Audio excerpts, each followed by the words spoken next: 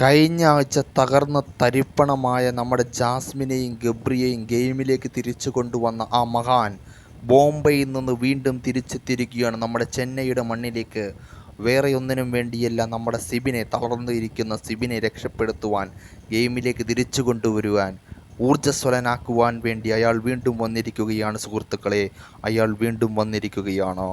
തളർന്ന ജാസ്മിനെയും ഗബ്രിയെയും നന്നാക്കിയ പോലെ തൻ്റെ മാന്ത്രിക കഴിവുപയോഗിച്ച് സിബിനെയും ഗെയിമിലേക്ക് കൊണ്ടുവരുവാൻ അദ്ദേഹത്തിന് സാധിക്കുമോ എന്ന് കണ്ടറിയാം.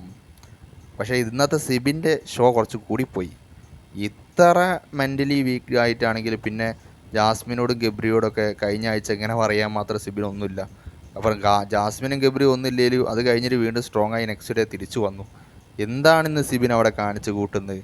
ഭ്രാന്തന്മാരെ പോലെ ചെറിയൊരു കാര്യത്തിന് ലാലേട്ടൻ അത് പറഞ്ഞു ഇത് പറഞ്ഞു. ഒരു ഗെയിമിന് പോകുമ്പോൾ പലതും നേരിടേണ്ടി വരും. അത് ഊർജ്ജത്തോടെ നേരിട്ട് മുന്നോട്ട് പോവുക. അല്ലാണ്ട് അങ്ങനെയാണ് ജിൻഡോ ഒക്കെ എന്തൊക്കെ അവിടെ നേരിട്ടിട്ടാണ് നിൽക്കുന്നത്, എന്തൊക്കെ അധിക്ഷേപങ്ങൾ, എന്തൊക്കെ ജിൻഡോ നേരിട്ടു. പിന്നീട് ഒരു കൂസലില്ലാതെ അദ്ദേഹം ഗെയിം കളിക്കുന്നില്ല. അതാണ് ഗെയിമർ. സിബിൻ വളരെ നിരാശപ്പെടുത്തി. ഇന്നത്തെ സിബിൻ്റെ പ്രകടനം വളരെ മോശമായിരുന്നു, വെറുപ്പിക്കലായിരുന്നു അങ്ങനെ തന്നെ പറയാം. ഒരു ഇത്ര മാത്രമൊന്നും ആവശ്യമില്ലായിരുന്നു. ജാസ്മിനും ഗബ്രിക്കും അവിടെ എത്രമാത്രം സ്ട്രോങ് ആയി നിൽക്കുന്നുണ്ട്. എന്ത് പ്രശ്നം ഉണ്ടെങ്കിലും അത് അഭിനയമാണെന്നൊക്കെ പറഞ്ഞ ടീംസൊക്കെ ഉണ്ട്. അങ്ങനെയാണെങ്കിൽ അത് അഭിനയമാണെങ്കിൽ ഇതും അഭിനയമാണെന്ന് പറയണ്ടേ. കുറച്ച് കുറയ്ക്കാമായിരുന്നു ഇന്നത്തെ ഷോ.